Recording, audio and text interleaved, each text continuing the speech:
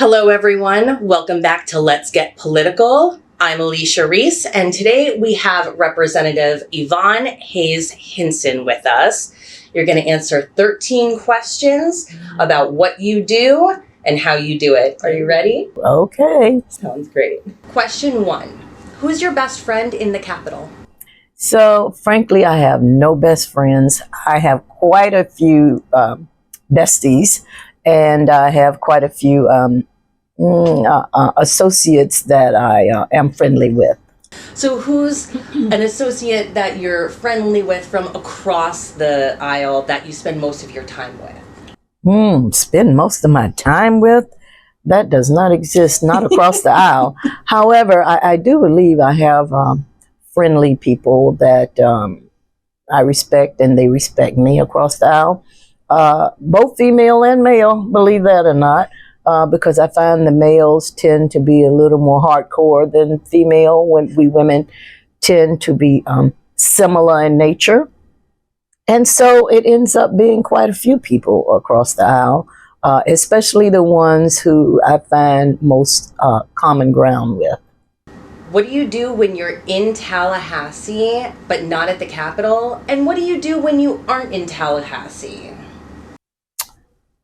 So when I'm in Tallahassee and not at the Capitol, I usually have a homey abode that I have rented from someone, and I try to make it homey. And I try to make it comfortable enough to hang out in. I like to be home. I like to be in warm, fuzzy pajamas, and I like to watch a little television. In addition to that, I love to shop. In fact, I went to New Orleans this past weekend to celebrate my granddaughter's birthday with her, and got back a little earlier than I anticipated and shopped unnecessarily.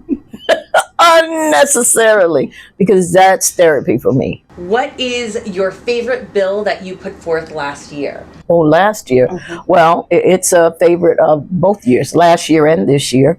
And quite honestly, it takes 2 years to get a bill moving in a positive direction. Last year, I spent most of my off season working with law enforcement about teenagers getting their hands on guns and shooting each other. It became quite an epidemic in my district, and also I started reading about it not only in my district, across the state and then across the nation. Teenagers getting their hands on guns, have no management of their anger, and then pull the trigger and then find out later their friend is dead. That bullet doesn't come back once the trigger is pulled, and I don't think young people have the necessary maturity nor skills to understand that they should not have their hands on guns. I worked with the police department to figure out why, and they had statistics as to why they were stealing them from cars. We worked together, and I mean, I had to go across 4 different police departments because my district has 2 counties. We honed a bill together and had a consequence for it, but after I do that, I got to work with a whole lot of people in this building that are not necessarily... They like them guns. They love their guns. They love their guns. So working with them, I had to withdraw my first bill because the speaker did not want any consequences on lawful gun owners. I did a new bill, and I put the onus on the parents who should know where their teenagers are after a certain hour of the day. And so that bill didn't move either. So I had to do the bill exactly like the speaker recommended. This year I came back with the same bill. It's a gun storage bill. It requires gun owners who leave their guns in an unoccupied vehicle to lock it in a device that is attached to the vehicle. You know what, like a glove box or a console or a trunk or something they have put in, like a safe. They could have some kind of safety device attached to their car that they put their gun in, and maybe have a click lock where nobody can get into it quickly but them. However, they've got to figure out how to store their gun safely in an occupied vehicle. I think the bill is going to move this year. Yeah. I honestly think it will move this year because the only consequence, really there is no consequence. There will be sort of like what you do, a PR blast on the law and its significance and what's happening if they don't. I think it might have some movement, just educating gun owners about what's happening with their guns when they leave them in the cars. I'm hopeful that that will make a change. That will make a change at least for a while. And then maybe as time moves on, if it doesn't, we can start putting some consequences behind it. One step at a time. When you're talking about guns, it moves very slowly. We know that guns are causing all kinds of calamity in this country, and we've got to figure out how to work together to make guns safe. If we're going to be stuck with them, we got to figure out how to make them safe for young people and grown people. If you want a gun, please, because it's not only unsafe for other people's children, it's unsafe for your own child. If you got a teenager that's having the raging hormones and get angry and know you got a gun, yeah, we've got a lot that we have abandoned our children from. Some things they need to know. I mean, and some things they don't need to know, but getting their hands on a gun, they don't need to do that. I'm an educator from almost life. But I try to concentrate on bills that improve education. But when things are going on in my district that I know need to be dealt with, I'll move out of that education realm and try to find my way into the realm of improvement for my district. What's a bill that someone else put forth that you're passionate about? Well, there's quite a few. In fact, I end up co-sponsoring some of the bills. But one of my colleagues on the other side of the aisle put forth a bill and then sent it to me asking me to co-sponsor it. As much as I fight and argue and oppose, they want my respect. And, you know, that's quite refreshing to realize how much they respect me, regardless to my stance on different issues. I think they know I'm right, but they have their own inhibitions about voting in that way.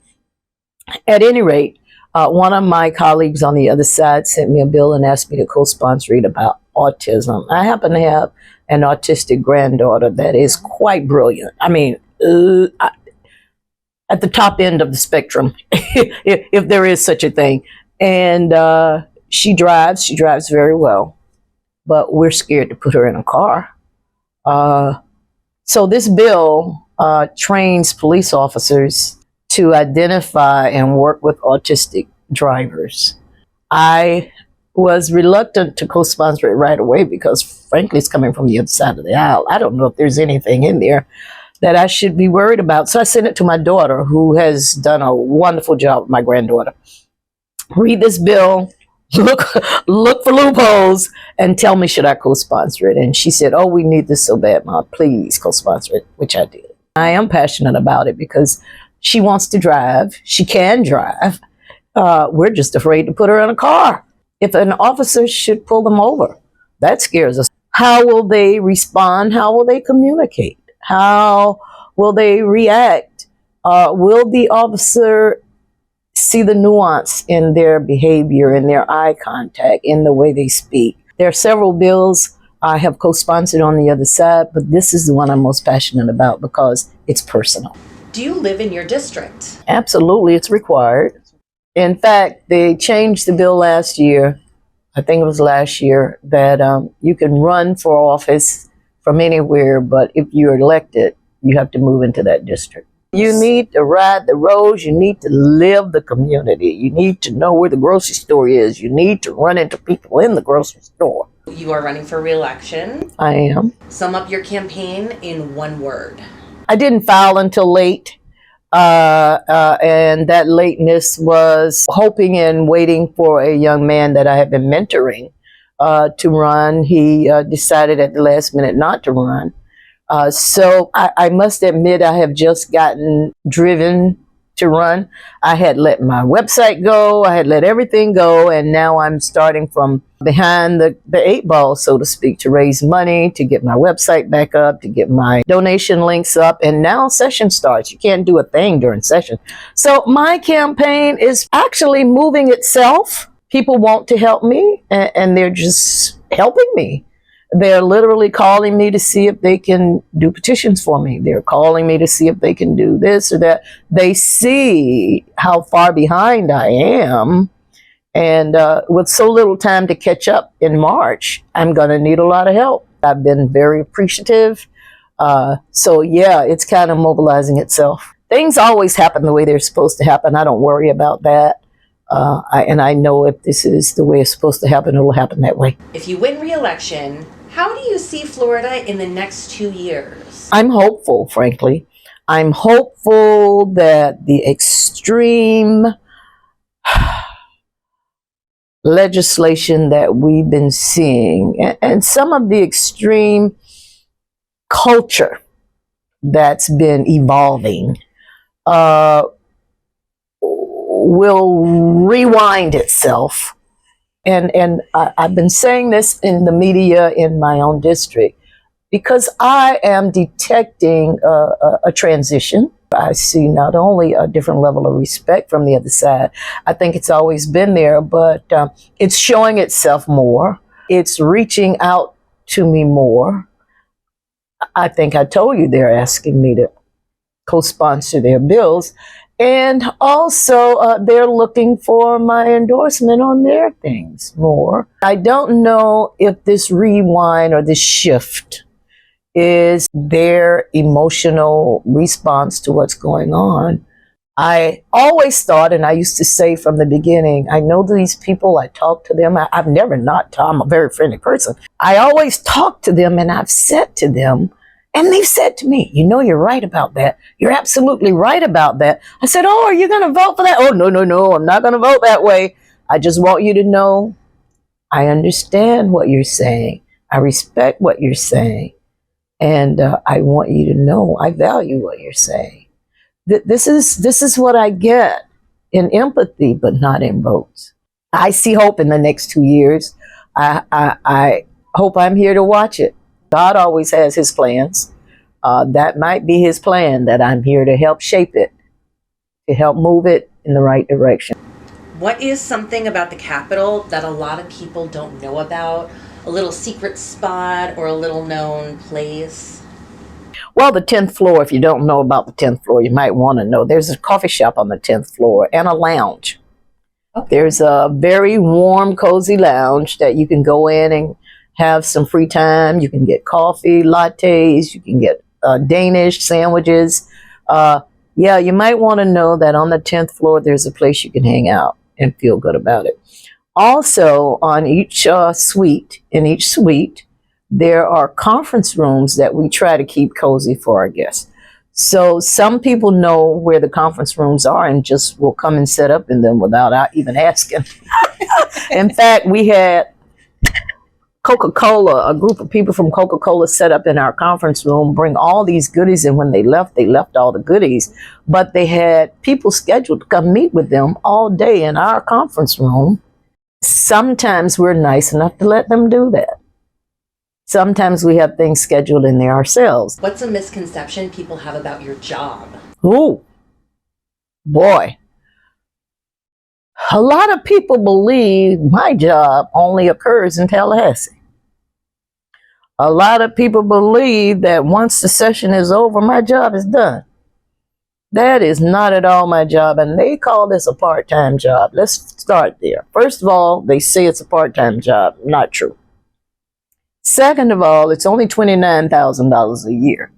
Even part-time, that's no money at all. So this is a public service. This is not a paid job because $29,000 does not pay for anything.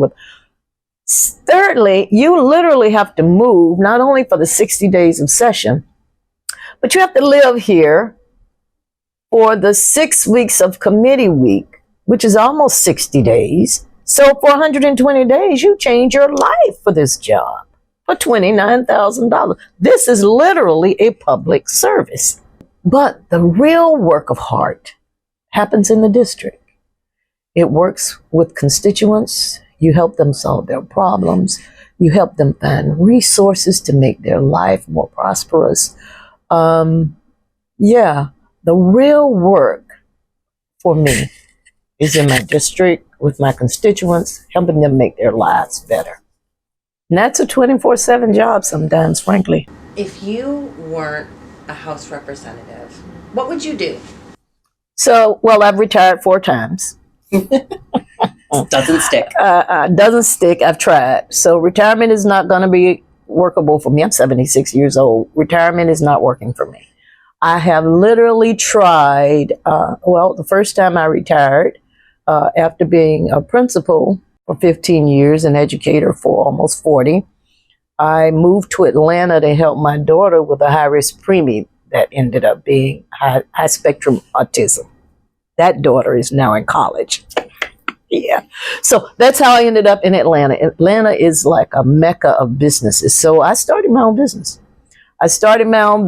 And I worked that for about 5 or 6 years. It became so sought after that I said, I don't want to do this. I want to feel retired. I thought I could do this part-time, but there's no such thing as part-time. You know that. Especially running your own business. I was traveling the country. I was setting up educational programs all over the country, and I thought, this is getting to be too much. I'm going to let this go. So I did. I let it go. And I gardened, I shopped, I sewed. None of that was rewarding. I tried to be retired. While I'm trying to be retired, let's start with this. I'm watching Obama try to become president. And if he hadn't won South Carolina, it was going to be over. I didn't know why we weren't working for his campaign in Florida. It never came to Florida, the primary. So I went to South Carolina. What's a fun fact about your job that people don't know? The perks. I do have perks. And I'm just now learning to take advantage of them. I can travel. I can go to conferences around the world. That's a good perk right there. Mm-hmm. What does your perfect day include? My perfect day is when I don't have any commitments here and can be with my family. That's my perfect day, and I don't have that often.